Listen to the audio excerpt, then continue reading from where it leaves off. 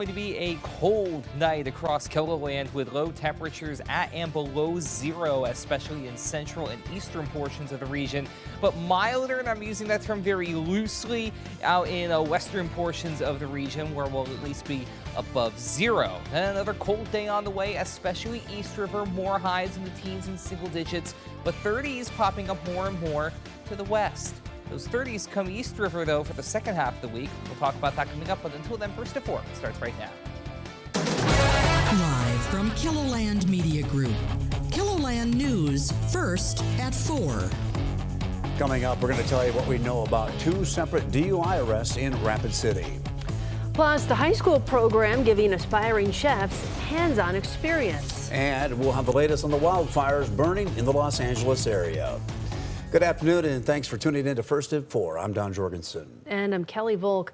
Sioux Falls police have made a second arrest in connection with a downtown assault that left a man in critical condition.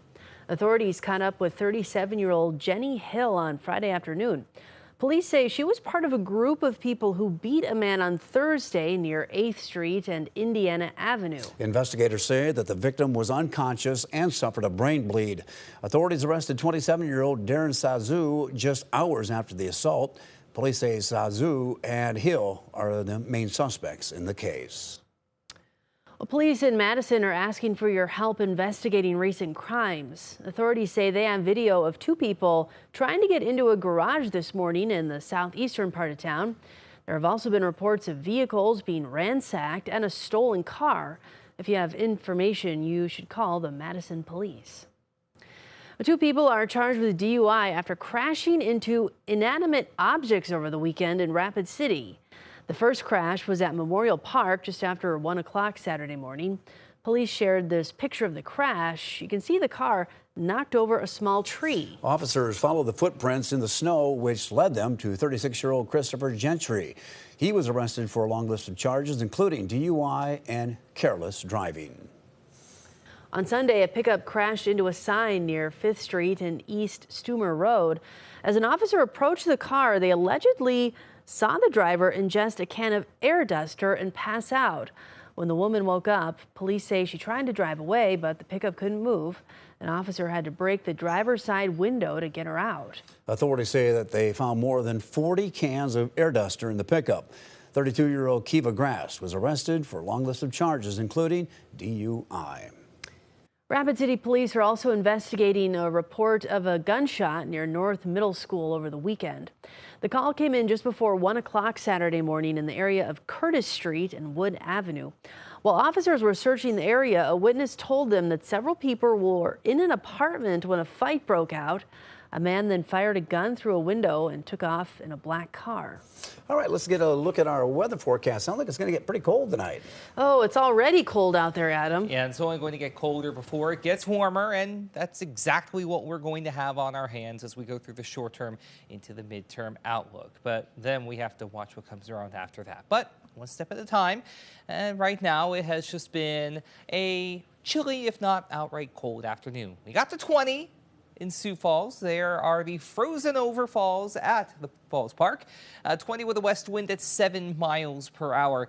And it's going to get rather cold tonight as we try and also scour out some of that cloud cover. Meanwhile, out west, sustained north wind of 17 miles per hour. As we take a look at Rapid City, they are at 34 out in western South Dakota, noticeably milder out to the west and southwest. 35 in Valentine, 34 Pine Ridge, 28 for Spearfish, Buffalo up at 29. Compare that to 2 above zero in Sisseton, 11 Aberdeen and Mobridge, 8 for Watertown, 12 Brookings, 13 along the Buffalo Ridge in Marshall. There's that wind speed. It's picking up a little bit out west, around 15 to 20 miles per hour in many locations, but 5 to 15 the farther east you go, generally, again, out of that north or northwest direction. We do still have a winter weather advisory in place that is for the central and northern Black Hills, including the Lead and Deadwood areas. This is until 11 a.m. Mountain Time on Tuesday. You can see another 3 to 6 inches of accumulating snowfall out that way. So please keep that in mind if you are going to be out and about. Tomorrow, like I've said, another cold day. Temperatures mainly in the teens to the southeast.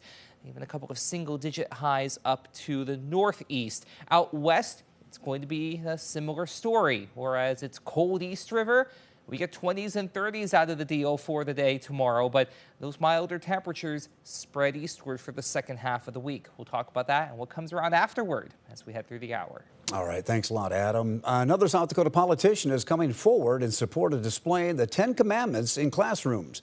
Today, Attorney General Marty Jackley announced that he has joined a legal brief supporting a Louisiana law that's currently at the center of a legal battle. South Dakota state lawmakers will also take up the issue when the 2025 session gets underway in Pierre. Senate Bill 51 would require the commandments to be displayed in every classroom in every South Dakota school. A program blending classroom learning with hands-on experience is giving aspiring chefs a head start in their careers.